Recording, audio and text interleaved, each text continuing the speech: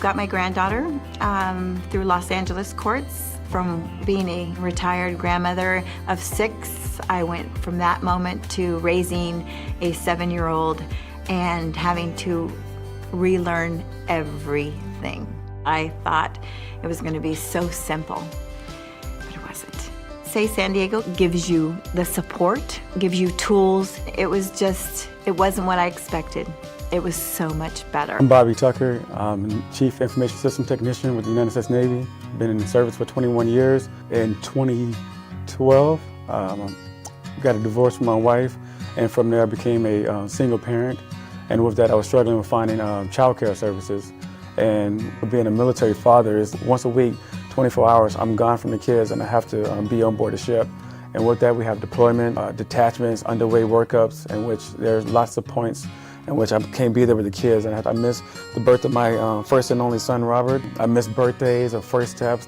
What drew me to this Corps, it was all about self-management and self-awareness. And then from that, my brother and I gained a lot from it. I thought I was doing a great job as a dad, but after going through the program, I saw there was a lot of flaws that I didn't know or wasn't aware of. I became more involved with their activities, whether it was coaching my kids in their sports or watching my daughter in her gymnastics and her dance class. I realized some of my communication skills weren't the best. In the communication topic, I learned how to be more of an active listener. I learned how to bring it down to the kids' level. I'm a kind of a big guy in my stature, so I had to learn to bring it down to their nature, sometimes get eye level with the kids. So I think DESCOR, I'm going to credit DESCOR for giving me that information about communication and being a better active listener. When I originally first started taking it in 2014, it was based off of a family dinner. So at 6 p.m. we'd sit down and have dinner as a family. And then upon completion of our dinner, the part that the kids loved the best was they would go into a separate room and play with their friends. And then the dads, we would go about 7 p.m. we would start our curriculum. If I were to go in there and said, hey, I had a crazy drill today, they would understand that, oh, he had to fight a fire or had to do something military related. So it's very therapeutic to go in there and get my worries off my chest and have people to understand what I was going through. And had other dads, even if they weren't military, they actually understood the plight of like raising 2 girls by myself or learning how to do hair. I wasn't good at doing hair, so when I went in there and had struggles about, I don't know how to do my daughter's hair, another dad was like, I have the same struggle. When we're in there with a big group of guys and everybody's trying to be strong, if you're having that weak moment, you have a guy to the left or to the right of you that can continue to be strong for you or help you be stronger. So when I did have a weak moment, I didn't perceive it as being weak. I perceived it as being open to my brothers in arms or my brothers in DESCOR. So I want to encourage any dad who actually needs support or struggling in this world with being a father to join DESCOR, because being a father means the world to me. It's actually one of my best jobs and one of the greatest duties I've ever done. I've always wanted to be a father, and when I had my first kid in 2004, I was dedicated to the craft of becoming better father to them and making sure I gave them all of the resources and love that I didn't necessarily have. Grew up in a single mother household, so I wanted to be the father that I didn't have and make sure my kids had everything they needed. My name is April Mu. My name is Famo Musa. And I was born in Thailand, but my parents are originally from Burma. I was born in Somalia and then went to Kenya, running away from the war in Somalia, and then we had to leave Kenya because it was unsafe.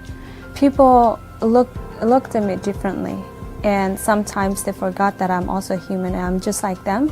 And because when they heard refugee, their thoughts and opinion was just, how horrible my life was back home. But then they don't see that things that I've accomplished or things that I do. When people hear that, they have misconceptions that comes with the label that they're uneducated or they're freeloaders. And so many people are just afraid and they don't want to go out, or they are just like, they feel isolated. It is important to raise our voice because our voice needs to be heard.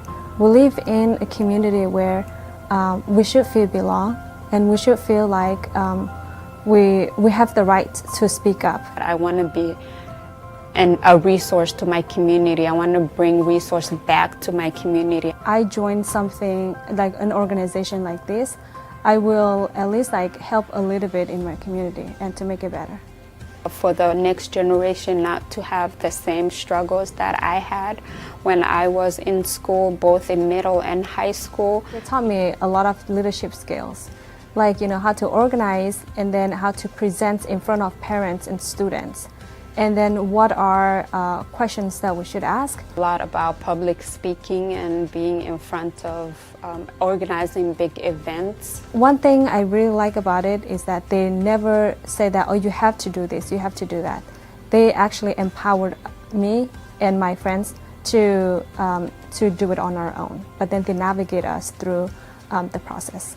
Having the confidence to have people follow you for a reason. All parents want to know it's that the kids are doing good, and they also want to know how their kids are doing. So if you tell them a message, this will benefit your children, they definitely want to come. If you feel afraid, just think about what you can do in the community and what your voice can do in the community. Wada kujamanya kila chintu kunga kujamanya. Huhu sutamana. My name is Zachary Patterson. I'm 18 years old and I serve as a member of the San Diego Board of Education. I'm a senior at University City High School and I'm a former student at Curie Elementary in the SAY program.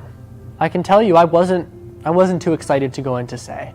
I really wanted to go home after school. I was sad that my parents had to bring me to it, but that really changed pretty quickly. My experience at SAY has been such a positive experience on me growing up and who I am today. In such developmental and formative years as a student, I really had such great support to grow and to understand friendships and to understand challenges. I would go for after school program needing help on homework, but I would get so much more than that.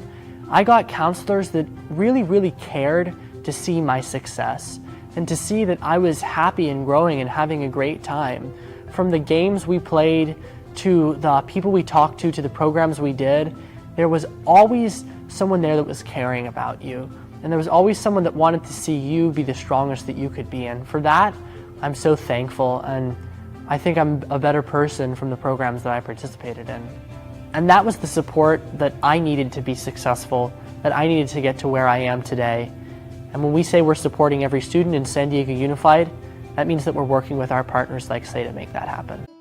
I think the reason why the Early Childhood Center is so important to me and for any parent is when you drop your child off to a daycare center or any place for, more than 4 or 5 hours, you're hoping that while they're there, they're going to learn, not just be taken care of, but learn and become better people.